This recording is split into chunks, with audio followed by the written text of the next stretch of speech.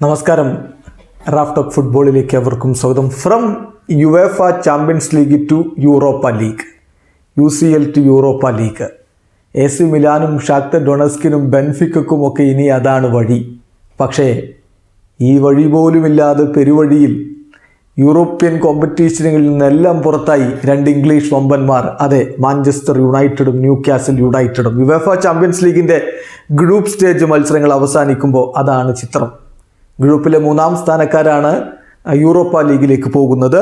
അപ്പോൾ ഗ്രൂപ്പ് എയിൽ നിന്ന് ഗാലറ്റസറായി 3-ാം സ്ഥാനവുമായിട്ട് പോയപ്പോൾ മാഞ്ചസ്റ്റർ യുണൈറ്റഡ് 4-ാം സ്ഥാനത്തായി. എങ്ങുമെത്താതെ ഒരു യുവേഫ കോമ്പറ്റീഷനിലും ഇനി ഈ സീസണിൽ കളിക്കാനില്ലാതെ അവർ പുറത്തു പോയിരിക്കുകയാണ്.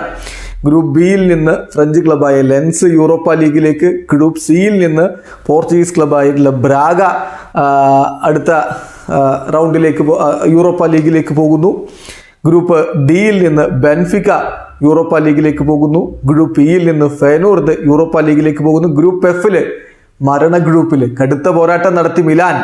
പക്ഷേ അവർക്കൊടുവിൽ യൂറോപ്പ ലീഗിലേക്ക് പോകാനാണ് വിധി. ന്യൂകാസിൽ യുണൈറ്റഡ് എങ്ങുമെത്താതെ 4-ാം സ്ഥാനക്കാരായിട്ട് ആ ഗ്രൂപ്പിൽ വീണു പോകുന്നു. ഗ്രൂപ്പ് ജിയിൽ നിന്ന് യങ് ബോയ്സ്, ഗ്രൂപ്പ് എച്ചിൽ നിന്ന് ഇപ്പോൾ ഷാക്തർ ഡൊണസ്ക്. ഈ ടീമുകളാണ് യൂറോപ്പ ലീഗിലേക്ക് പോയിരിക്കുന്നത്. യൂറോപ്പ ലീഗിൽ Galatasaray, RC Lens, Braga, Benfica, Feyenoord, AC Milan, Young Boys, Shakhtar Donetsk ടീമുകൾ.